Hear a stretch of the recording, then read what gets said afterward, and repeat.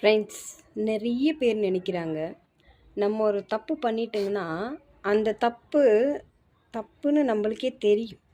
But அவங்கக்கிட்ட போயிட்டு நம்ம மன்னிப்பு கேட்டால் நம்மளோட கிரீடம் கீழே இறங்கிடும்னு நினைக்கிறாங்க. அது ரொம்ப ரொம்ப தப்புங்க. அதாவது நீங்கள் பண்ணுற தப்பு உங்களுக்கு தெரியாத இருந்தால் கூட பரவாயில்லை. நீங்கள் பண்ணுறது தப்புன்னு உங்களுக்கே தெரியும். தெரிஞ்சு அவங்க மேலே தப்பாக சொல்கிறோன்னு தெரியும். அந்த வேலையை தயவு செஞ்சு வச்சுக்காதீங்க. சாரி கேட்குறதுனால எந்த கிரீடமும் கீழே இறங்கிட்டு போகிறது கிடையாது. சரிங்களா? சாரி கேட்குறதுனால ஓகே, தெரியாத போது ஏதோ சொல்லிட்டாங்க, இப்போ உங்களுக்கு தெரிஞ்சிச்சு போல், அவ்வளோதான், அதோடு முடிஞ்சு போயிடும்.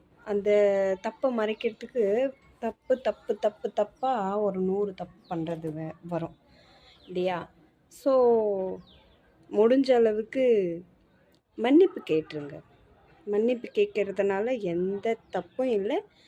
ஏதோ சொல்லுவாங்களே, விட்டு கொடுக்குறவன் கெட்டு போகிறதில்ல அப்படின்னு சொல்லிட்டு ஒரு பழமொழி இருக்கும். அதுக்கு தகுந்த மாதிரி